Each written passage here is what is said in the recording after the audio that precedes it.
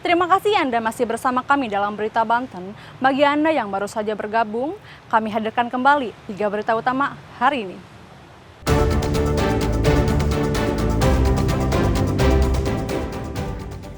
Ratusan rumah di Kota Tangerang terendam banjir.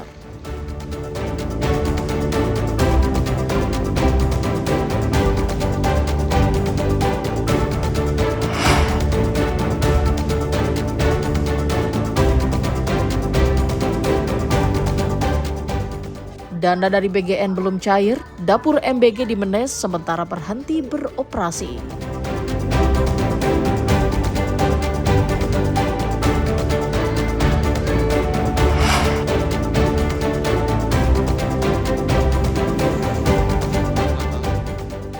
Melawan saat akan ditangkap, 2 pelaku curanmor di Tangerang ditembak polisi.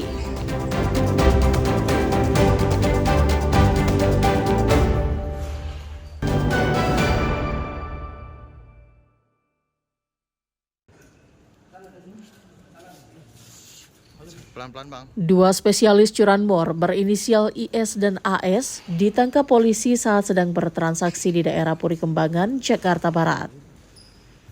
Dalam penangkapan, pelaku berinisial IS sempat menembak polisi menggunakan senjata api rakitan yang sudah dibawa. Namun polisi kembali berbalik menyerang dan mengenai kaki pelaku. Senjata api rakitan jenis revolver didapatkan pelaku dari seseorang di Lampung yang kemudian diselundupkan di dalam buah pepaya dan dibawa menggunakan jasa travel. Pelaku telah beraksi sebanyak 16 kali di Jabodetabek, diantaranya 12 kali di wilayah Tangerang Raya. Dari tangan pelaku, polisi menyita sejumlah barang bukti, yakni 1 pucuk senjata api rakitan dengan 5 peluru, kunci letter T, serta 10 mata kunci, dan 5 unit sepeda motor hasil kejahatan. Kemudian turun dari motor dan menuju ke sepeda motor korban dan merusakkan paksa kontak sepeda motor menggunakan kunci letter T tadi ya. Ini sedangkan rekannya mengawasi situasi sekitar sambil duduk di atas sepeda motor. Jadi rekonstruksinya itu ada yang mengawasi, ada yang merusak daripada posisi kunci yang ada sepeda motor dengan kunci T tadi. Setelah berhasil mencuri sepeda motor milik korban, lalu kedua pelaku pergi ke daerah Puri Kembangan. Dan juga pelaku mengaku telah melakukan pencurian sepeda motor sebanyak 12 kali di wilayah Kabupaten Tangerang. Jadi rekan-rekan sekalian, memang pelaku ini tidak segan-segannya melakukan hal demikian, tidak hanya di wilayah Kabupaten Tangerang, tapi di wilayah-wilayah Jabodetabek seperti yang saya sampaikan tadi, termasuk wilayah Tangerang Selatan, Jakarta Barat, Jakarta Selatan, dan Jakarta Timur. Saat ini polisi masih mengejar pelaku lainnya yang berperan sebagai eksekutor dan sudah ditetapkan DPO.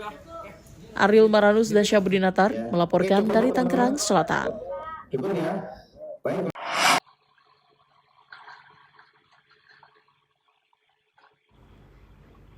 Pelaku pencurian kendaraan bermotor semakin meresahkan. Di Kecamatan Taktakan, Kota Serang, 2 orang pelaku curanmor menggondol 2 unit kendaraan motor milik warga. Pelaku dengan cepat mencuri motor dengan cara menggotong 1 unit motor. Sementara pelaku lainnya mendorong motor curian.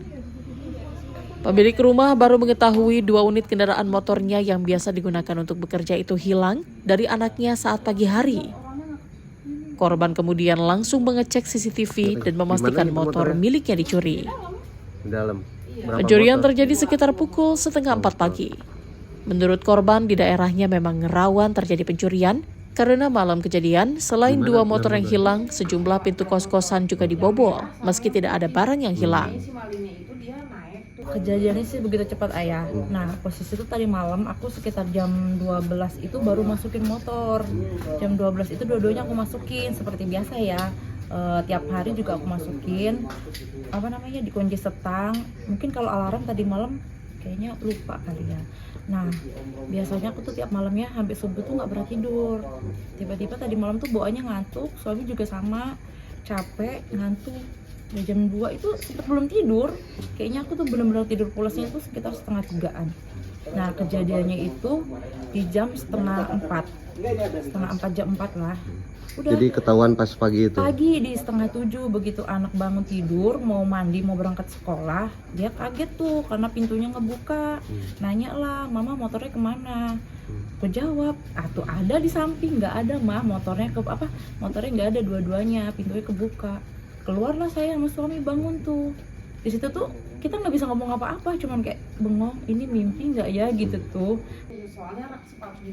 Usai kejadian, korban langsung melaporkan kejadian ke pihak kepolisian. Tapi ini dikunci deh. Ariel Maranus dan Rifki Nugroho melaporkan dari Kota Serang. CCTV itu ya.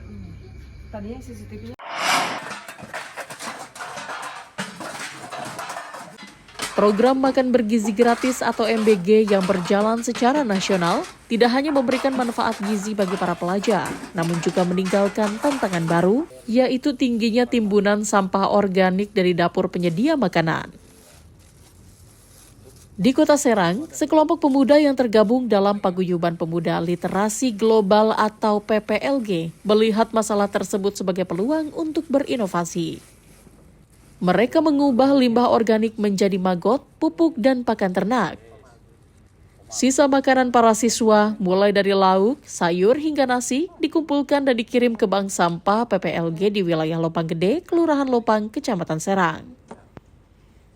Tidak hanya sisa makanan, potongan sayur dan bahan dapur lainnya juga menjadi bagian dari limbah organik yang diolah. Setibanya di bank sampah, limbah organik MBG ini diolah dengan teknik sederhana. Proses dimulai dari pengumpulan, fermentasi singkat, pencacahan menjadi bubur, hingga perebusan dan pengeringan. Setelah melalui pengayakan, hasil halus dapat langsung dikemas menjadi pupuk organik. Menurut pengelola bank sampah PPLG, sebelum bekerja sama dengan dapur MBG, PPLG telah lama mendorong masyarakat mengolah sampah organik rumah tangga untuk mencegah bau dan pencemaran. Saat itu, metode yang digunakan masih mengandalkan maggot sebagai pengurai sampah. Namun dengan jumlah limbah MBG yang bisa mencapai 100 hingga 400 kg per hari dari satu SPPG, PPLG mengembangkan metode fast track yang mampu mengubah sampah organik menjadi bahan baku pupuk dalam waktu singkat 1 hingga 2 hari. Kami lihat program nasional yang cukup menarik dan bangga berterima kasih kepada Bapak Presiden Prabowo dengan program makanan bergizi gratis yang sudah ada di Senusantara. Kami melihat dapur yang terdekat yang hadir ternyata menyisakan beberapa sampah yang akhirnya ini menjadi PR bersama. Satu sisi sampah yang sisa makan ataupun dapur tersebut saya lihat dan cross-check di dapur MBG tersebut sehari menyisakan sekitar 100-400 kilo SOD sampah organik dapur. Sehingga penanganan itu saat ini belum ada regulasi yang tepat sasaran. Kami hadir untuk apa? Membuktikan bahwa kita peduli dengan MBG program nasional, kita peduli dengan lingkungan, dan di sisi lain kita menyerap pemberdayaan pemuda untuk menjadikan ini satu peluang usaha bersama.